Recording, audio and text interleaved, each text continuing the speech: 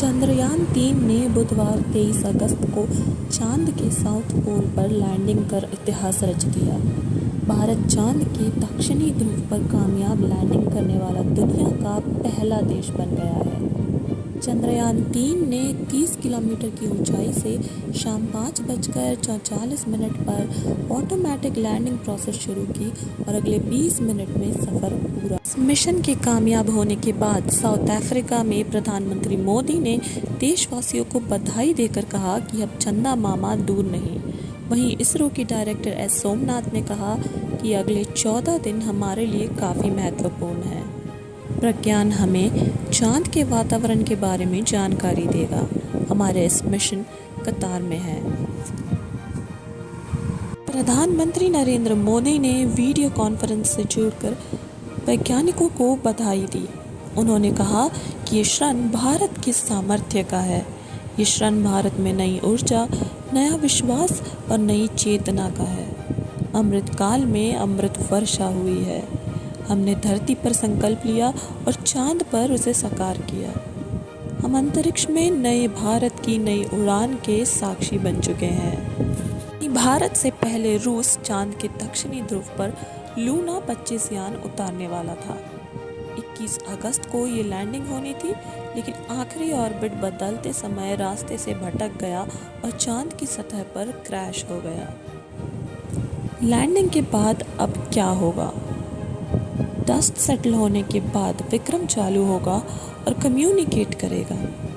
फिर रैंप खुलेगा और प्रज्ञान रोवर रैंप से चांद की सतह पर आएगा। पहिए चांद की मिट्टी पर अशोक स्तंभ और इसरो के लोगों की छाप छोड़ेंगे। विक्रम लैंडर प्रज्ञान की फोटो खींचेगा और प्रज्ञान विक्रम की।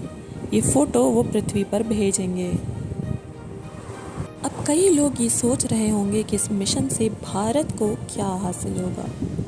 इसरो के एक साइंटिस्ट मनीष पुरोहित कहते हैं कि इस मिशन के जरिए भारत दुनिया को बताना चाहता है कि उसके पास चांद पर सॉफ्ट लैंडिंग करने और रोवर को वहां चलाने की काबिलियत है। इससे दुनिया का भारत पर भरोसा बढ़ेगा, जो कमर्शियल बिजनेस बढ़ाने में काफ़ी मददगार होगा। चंद्रमा के पोलर रीजन दूसरे रीजन से काफ़ी अलग है। यहाँ कई हिस्से ऐसे हैं जहाँ सूरज की रोशनी कभी नहीं पहुँचती और तापमान -200 डिग्री सेल्सियस से नीचे तक चला जाता है। ऐसे में वैज्ञानिकों का अनुमान है कि यहाँ बर्फ़ के फॉर्म में अभी भी पानी मौजूद हो सकता है। भारत के 2008 के चंद्रयान-1 मिशन ने चंद्रमा की सतह पर पानी की मौजूदगी का संकेत दिया था। इस बार लैंडर में चारों कोनों पर 4 इंजन लगाए गए हैं। पिछली बार चंद्रयान-2 के बीचों बीच लगा 5वां इंजन हटा दिया गया। फाइनल लैंडिंग 2 इंजन की मदद से ही हुई है। 2 इंजन इसलिए बंद रखे गए ताकि इमरजेंसी में ये काम कर सकें। चंद्रयान-2 मिशन में आखिरी समय में 5वां इंजन जोड़ा गया था। इंजन इसलिए हटाया गया ताकि ज़्यादा फ्यूल साथ लेके जाया जा सके। मनीष पुरोहित ने बताया कि चंद्रमा पर 14 दिन तक रात और 14 दिन तक उजाला रहता है। जब यह रात होती है तो तापमान -100 डिग्री सेल्सियस से भी कम हो जाता है। चंद्रयान के लैंडर और रोवर अपने सोलर पैनल से पावर जनरेशन करेंगे, इसलिए वो 14 दिन वो पावर जनरेट कर लेंगे, लेकिन रात होने पर पावर जनरेशन प्रोसेस रुक जाएगी।